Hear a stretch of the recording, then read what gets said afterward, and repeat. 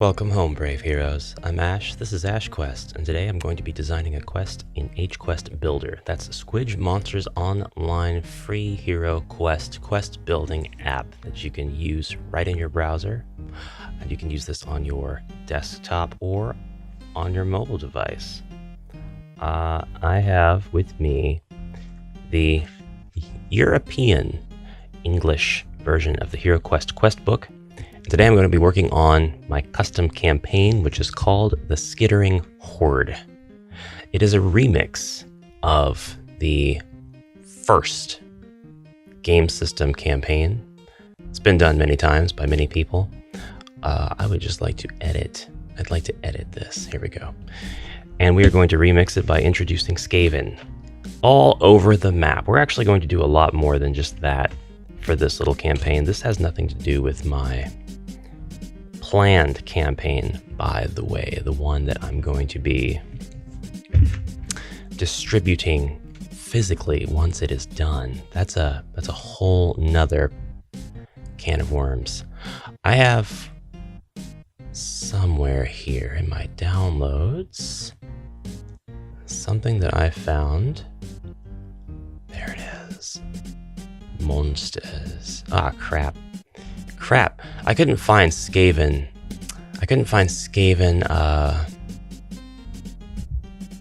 Stuff. Icons for the map. I'm gonna have to look online for those. I need a nice classy style.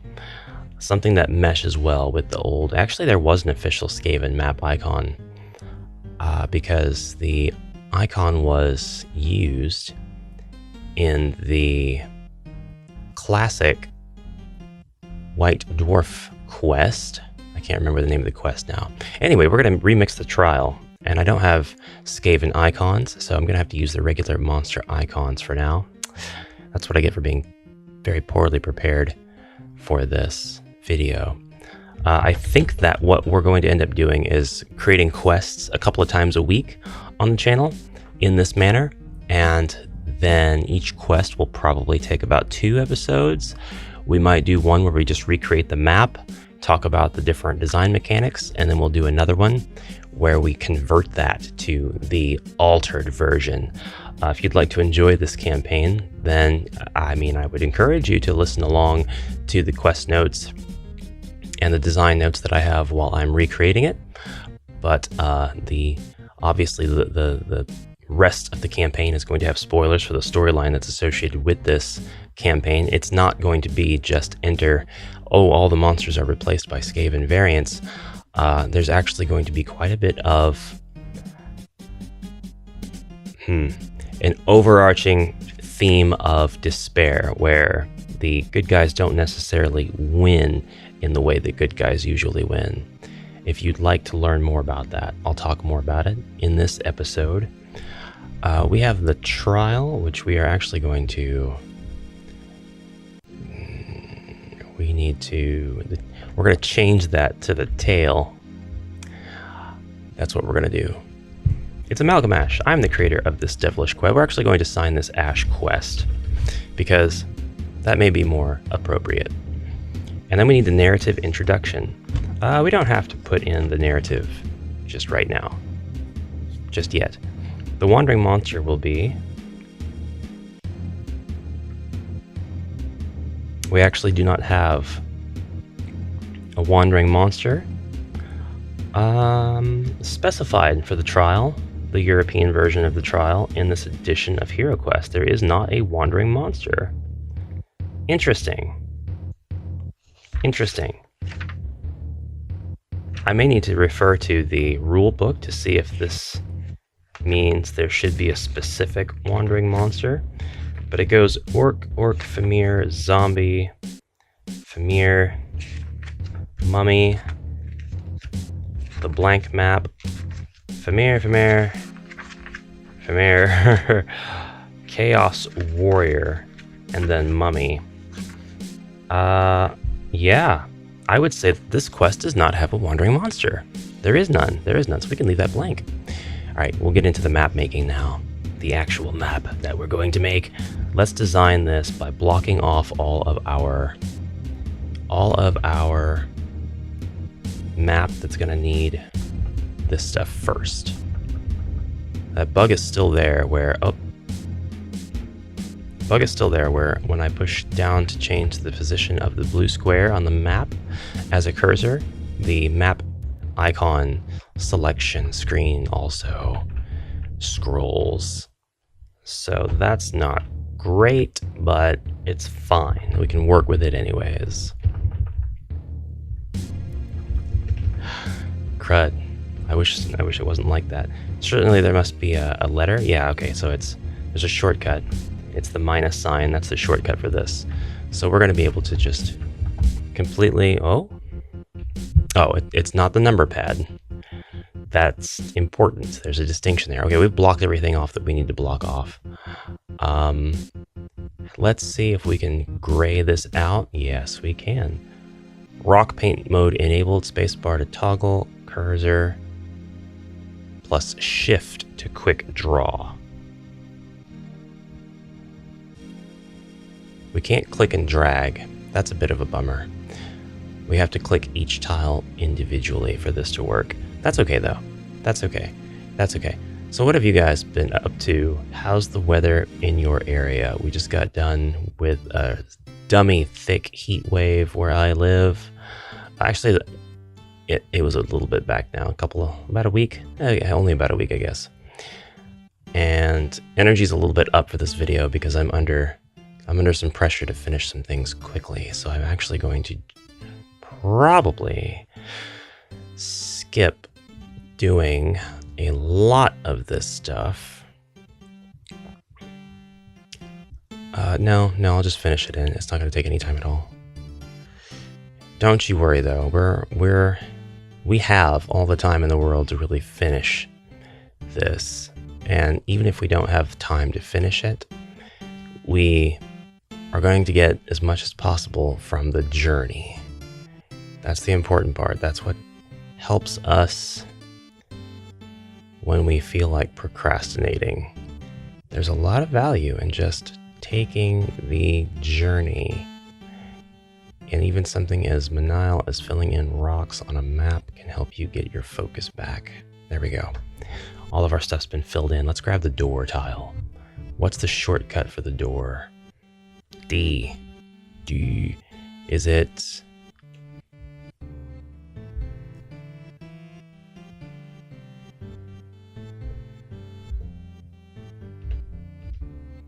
Oh, I don't need this anymore. Can we get rid of it?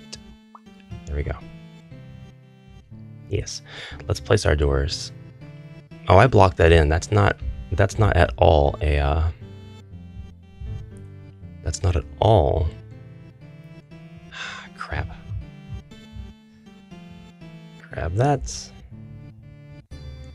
unrockify that room. I know better. I've died in this room many times. I know better. There we go. Now, doors. We're going everywhere we can and placing doors.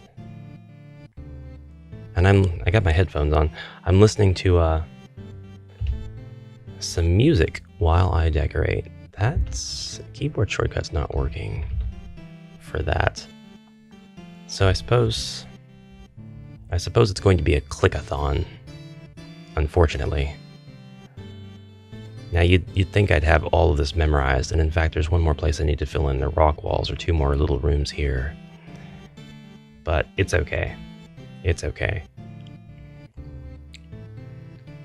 Right now I've decided to use the European version because there are just super small, subtle differences between the European and US versions of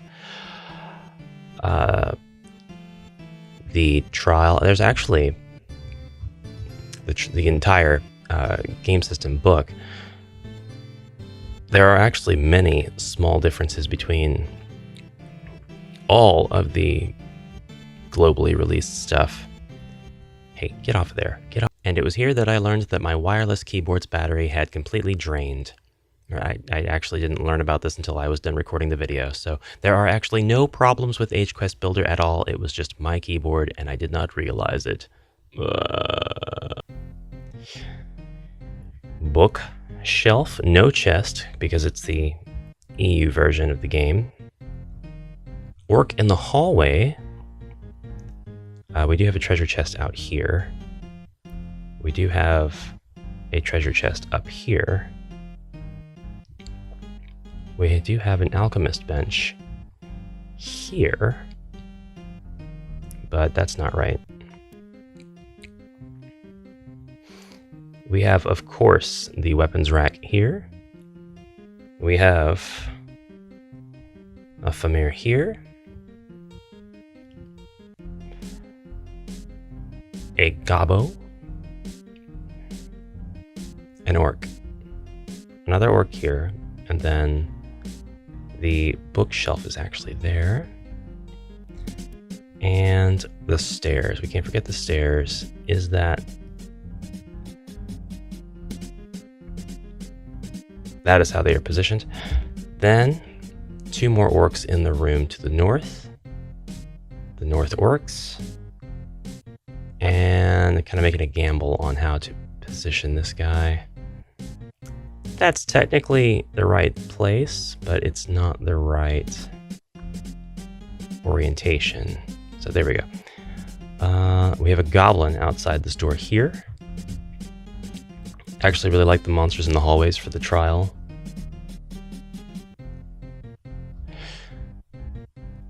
Because it lends itself to some surprise, some differences. I'm wearing my headphones because I'm listening to some music while I design. I recommend it. Get yourself a playlist, something that's for you. Get your creative juices flowing. And listen to music while you work. Mummy, skeleton, skeleton. And we'll get better at using HQuestBuilder. I've used it quite a bit on and off, but I need to use this mode more. The keyboard stopped working. My keyboard shortcuts don't work anymore either, which is nuts. I wonder what happened. But that's okay. That is certainly fine. This room is a little bit different as well, as far as who's in here. We have 2 Chaos Warriors, a Famir and Verag, and of course all of the EU monsters have different stats. Well, I should say they just have different body points, really. Most of them are dialed down to 1 body point. Looks like that's almost every single room. I've got some undead to throw in here, and that's pretty much going to be it, I think. 2 skeletons. And it looks like every single room that is supposed to be populated with monsters is populated. Everything is done. Let's give ourselves a hand. It took about 15 minutes to completely recreate the trial. Except for the description, of course. And all of these monsters are, like I said, they're going to be replaced with Skaven variants. Now, I know that there's a lot of Skaven. There are a ton. There are not only just like in sheer legion number underneath the surface of the earth in Warhammer fantasy lore, but also there's a lot of different variants. There are different clans. And it seems like some of the clans have exclusive roles of Skaven that aren't present in the other clans. So what I need to do is come up with a list of Skaven that are kind of clan agnostic as far as role goes, like a Skaven warrior.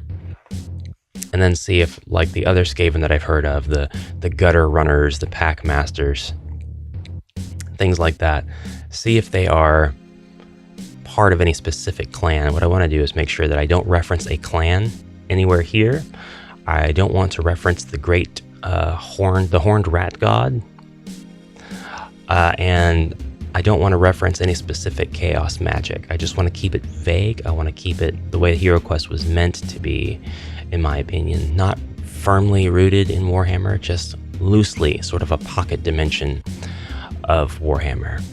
And as such, keep its own lore nice and contained without throwing more links out there.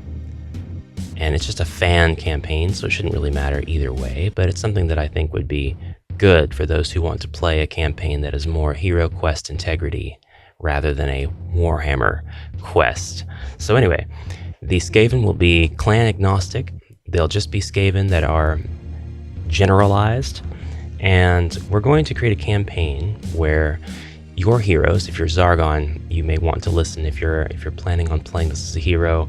This is where some spoilers, general spoilers about the campaign come into play, so you may want to stop here. And there will be no other useful information. The video is essentially over at this point. But if you are going to run this campaign with your heroes, which would be very flattering to me if you did decide it looked fun enough to do so, I am planning to, just as throughout the course of gameplay in Warhammer Vermintide 2, slowly allow, I'll say, the heroes to actually become corrupt. It's in their nature rather than something they have to fight against. They kind of just give in. They don't really necessarily know that they're becoming corrupt. They may be fighting it a little bit, but it really becomes ingrained into their personalities. The 4 heroes of Vermintide slowly get more and more corrupt as you get into the game because of the dread magic. Now, Vermintide is explicitly Warhammer. The end of Warhammer Fantasy is a bad end. It is chaos wins. So that's kind of the theme I'm going for here. I'm not linking that to WHF at any sort of canonical lore explicit point. I'm just recreating that theme for HeroQuest. So at the end of this game, you may exterminate a ton of the Skaven, but your heroes are still going to slowly become more and more corrupt as the quest goes on. How do you factor that in when the heroes are the ones playing and not you? We will get to that. We'll actually explain that through the, I think they're called ludic elements, and we will actually do a bit of work on the quest notes to explain that as well, the openings to each one. So the heroes are going to be hearing whispers that get stronger and louder as they progress through the campaign and slowly become more and more chaotic, which may change their ability loadout or change their ability to do certain things, but they'll never stop trashing rats along the way. Guys, we need to convert all of these enemies to rat icons, so I'll make sure I have the correct pack up next after I figure out which Skaven I want and what specific roles each map icon will represent. And then we will convert all 8 of the active symbols here to specific Skaven classes. And then the 9th one here, the Chaos Sorcerer, that it's not super important that has to become anything in specific. I'll just, maybe a white seer or a gray seer. The seer, I think I'll just call it. But it's supposed to be pretty vague, so it can represent a variety of boss sorcerer type enemies. So we'll keep it vague, whatever we do. Anyway, thank you for watching the first half of this video. Please let me know if you like this sort of content. I'll be sure to do more if you do. And I'll see you in the next episode. So until then, onward, brave heroes. That's my outro.